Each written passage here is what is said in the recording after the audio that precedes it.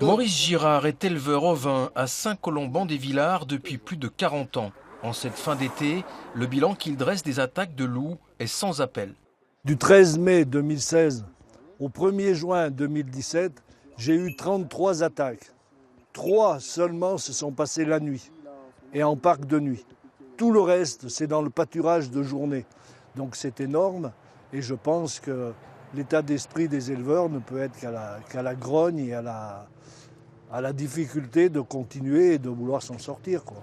Cet été, plus de 15 000 moutons étaient présents sur les alpages et les pâturages du col du Glandon. Mais les ovins n'ont, semble-t-il, pas été les seules victimes du prédateur. Rodolphe Bonivard est éleveur de vaches laitières.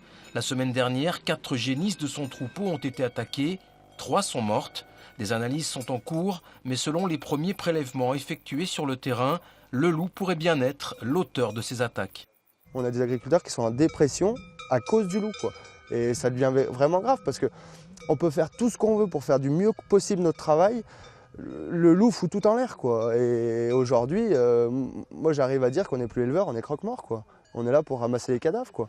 Ce soir, des éleveurs, mais aussi des chasseurs, des élus, des organisations agricoles ou encore de simples citoyens vont s'unir pour allumer des feux dans toute l'Europe.